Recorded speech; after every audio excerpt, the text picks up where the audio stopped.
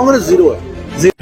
आज के समय में कांग्रेस कहां पर देखते हैं? कांग्रेस जीरो है, कांग्रेस जीरो है, जीरो। और आने वाले वक्त में आप देखेंगे कांग्रेस पूरे हिंदुस्तान से खत्म होगी। और कांग्रेस ने गुलाम नबी आजाद साहब को धोखा दिया, और कांग्रेस ने गुलाम नबी आजाद साहब को धोखा दिया। और वकार रसूल साहब को तो वो तो पूरी दुनिया को पता है कि वकार रसूल कल तक जो है आजाद साहब करते रहते हैं। क्यों? क्योंकि उनके एहसान है उनको। जब 8 सालों में 30 स्टेटें आप हार गई, तब आजाद साहब चिल्ला चिल्ला के बोल रहे थे, राहुल जी छोड़िए बेडरूम, चीप लैंग्वेज यूज की। आप फातिया पढ़ रहे हैं गुलाम नबी आजाद का। आप कह रहे हैं 5 साल के बाद गुलाम नबी आजाद मर जाएंगे। आप कह रहे हैं 5 साल के बाद गुलाम नबी आजाद मर जाएंगे। पार्टी का नाम ही आजाद है। हमने तो संदेश उनको दे दिया, गुलामी तो आप कर रहे हैं राहुल गांधी की। अगर गैरत होती, आप में जुर्रत होती, ताकत होती, आज रिवोल्ट करते, आज बोलते पार्टी के जो इंचार्ज हैं राजस्थान के, उनको बोलते भाई क्या हो गया है राजस्थान में। हमारे धर्म में हम इबादत करते हैं तो तस्बीह पढ़ते हैं। मुझे लगता है कांग्रेस के नेता जो हैं सुबह उठते हैं तो तस्बीह में आजाद आजाद है। गुलाम नबी आजाद ने पार्टी का अनाउंसमेंट कर दिया है और इस समय मेरे साथ बातचीत करने के लिए सलमान नज़ामी है। सलमान, कांग्रेस तो अभी भी वार कर रही है, कह रही है कि गुलाम नबी आजाद पहले आजाद थे लेकिन अब जो है गुलाम हो गए। देखिए, हमारे धर्म में हम इबादत करते हैं तो तस्बीह पढ़ते हैं। मुझे लगता है कांग्रेस के नेता जो हैं सुबह उठते हैं तो तस्बीह में आजाद आजाद आजाद। वो सुबह उठते हैं, शाम को सोते हैं, सिर्फ आजाद आजाद। अरे भाई, वो निकल गए पार्टी से, उन्होंने अलविदा कह दिया। आप अपने घर को बचाइए। जम्मू कश्मीर आपके हाथ से निकल गया, आज राजस्थान को बचाइए। पंजाब तो निकल गया, यूपी भी गया।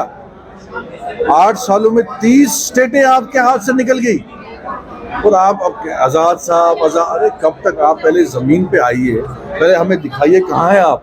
रंजीत रंजन कह रही हैं कि पहले तो गुलाम नबी आजाद थे लेकिन अब गुलाम हो गए हैं। गुलाम का हमारी पार्टी का नाम ही आजाद है। हमने तो संदेश इनको दे दिया, गुलामी तो आप कर रहे हैं राहुल गांधी की।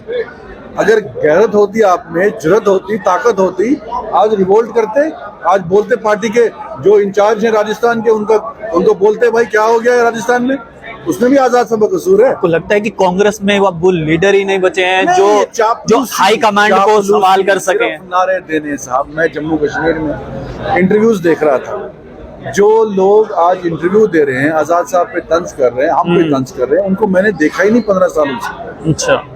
सलमान निजामी को पूरा हिंदुस्तान जानता है। आपको 10 साल लगेंगे पहले लखनपुर से आगे जाने में। मैंने फाइट की पूरे हिंदुस्तान में, प्राइम मिनिस्टर ने मुझ पे हमला किया, पूरी बीजेपी ने हमला किया। हम डरे नहीं, हम लड़े, हमने तंज नहीं किया किसी को। यहाँ बड़े बड़े नेता, देवेंद्र राणा जी निकल के एनसी छोड़ के बीजेपी में गए। क्या इतनी चीप लैंग्वेज यूज की? आप फातिया पढ़ रहे हैं गुलाम नबी आजाद का। आप कह रहे हैं 5 साल के बाद गुलाम नबी आजाद मर जाएंगे। आप जयललिता जी जब वेंटिलेटर पे थी, 25 से ज्यादा कार्यकर्ता उन्होंने आत्महत्या की। ये मोहब्बत होती है एक लीडर के लिए। हमारे अंदर जो है खुमार आ गया।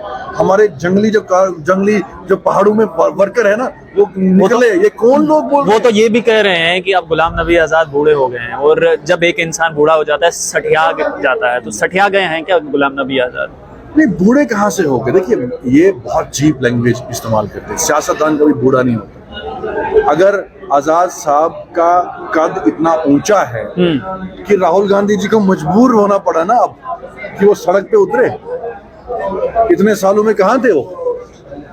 जब 8 सालों में 30 स्टेटें आप हार गई, तब आजाद साहब चिल्ला चिल्ला के बोल रहे थे, राहुल जी छोड़िए बेडरूम, छोड़िए ये एसी रूम, सड़क पे उतरिए जैसे हम आ रहे हैं। आजाद साहब इस एज में तो शर्म आनी चाहिए इनको।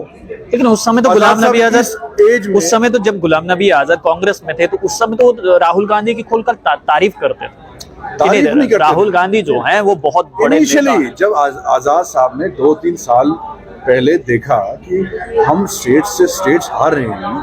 आप बंगाल की मिसाल लीजिए, बंगाल में ममता बनर्जी टक्कर दे रही है बीजेपी को, वहां वोट काटने का काम कांग्रेस ने किया। बिहार में लालू प्रसाद की पार्टी बीजेपी को टक्कर दे रही है, वहां वोट काटने का काम कांग्रेस ने किया।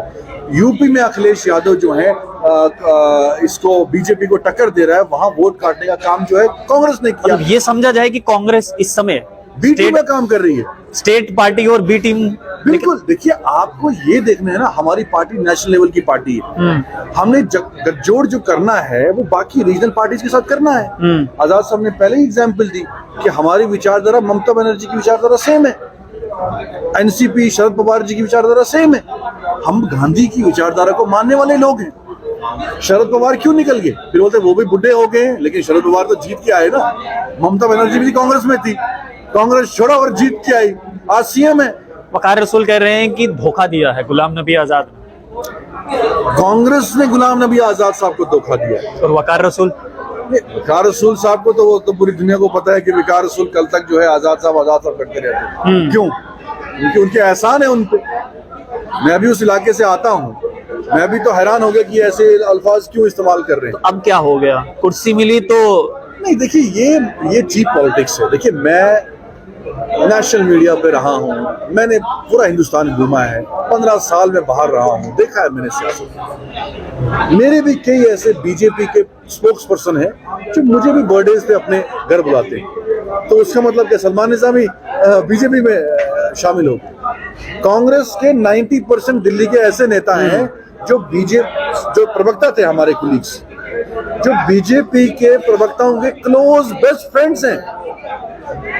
अब यहाँ लोगों को क्या लगता है, मोदी जी की कोई दोस्ती आजाद साहब के साथ वो नहीं है कि भाई तारीफ कर। अरे तारीफ तो आजाद आज के समय में कांग्रेस कहाँ पर देखते हैं? कांग्रेस जीरो है, जीरो। और आने वाले वक्त में आप देखेंगे कांग्रेस पूरे हिंदुस्तान से खत्म होगी। और इसका मेन कारण ये है कि जो लोग राहुल गांधी के इर्द गिर्द हैं वो उनको मिसलीड कर रहे हैं। मैं राहुल जी से जब भी मिला, एज ए पर्सन मैं उनकी रिस्पेक्ट करता हूँ, ऑनर करता हूँ। As a human he is a nice person, but he is not a good politician. Politician असल में वो होता है। गुलाम नबी आजाद इतने साल राहुल गांधी के साथ रहे तो उन्होंने उस गुड पॉलिटिशियन क्यों नहीं बना दिया? नहीं, क्या जब सुनेंगे ही नहीं ना। आजाद साहब जैसे व्यक्ति, जब राहुल गांधी जी छोटे से बच्चे थे तब आजाद साहब जो है राजीव गांधी जी के दोस्त थे, इंदिरा गांधी जी की कैबिनेट में थे आजाद साहब। मेरा आखिरी सवाल, तो आने वाले नहीं है ना, आने वाले से पंजाब आप हार गए, बिल्कुल आपकी स्ट्रेटजी चेंज नहीं हुई। आज राजस्थान में कांग्रेस को पूछना चाहिए था इंचार्ज को, बिल्कुल, ये क्या हो गया? क्या उसमें भी आजाद साहब का कसूर है? अगर ऐसा रहेगा तो सचिन पायलट भी निकल जाएंगे। गोवा में आजाद साहब का कसूर था? गोवा की भी बात करो ना। आजाद साहब जैसे निकले उसके बाद गोवा के सारे ही एमएलए जो है भाग गए बीजेपी में। अब राजस्थान में सारे एमएलए रिजाइन दे रहे हैं। क्या आजाद साहब को ब्लेम करेंगे आप? आजाद साहब तो निकल गए, जम्मू कश्मीर में लॉन्च कर दी पार्टी। मेरा आखिरी सवाल है, आने वाले समय में जब भी विधानसभा चुनाव होते हैं कोई टारगेट सेट किया है?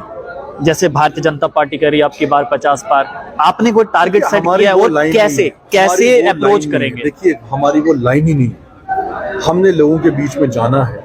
अभी हम देख रहे थे कि हमें रिस्पांस कैसा मिलेगा, हम पार्टी लॉन्च करने जा रहे हैं, लेकिन ओवरवेलमिंग रिस्पांस मिला, ह्यूज रिस्पांस मिला। वो ह्यूज रिस्पांस जो है वो वोट में भी तो तब्दील होना चाहिए। होगा, आप देखेंगे, क्योंकि आजाद साहब ने कभी जम्मू कश्मीर की आवाम का सौदा नहीं किया। मजबूरी उनको वो दिल्ली में जाके नारे नहीं लगाने पड़े।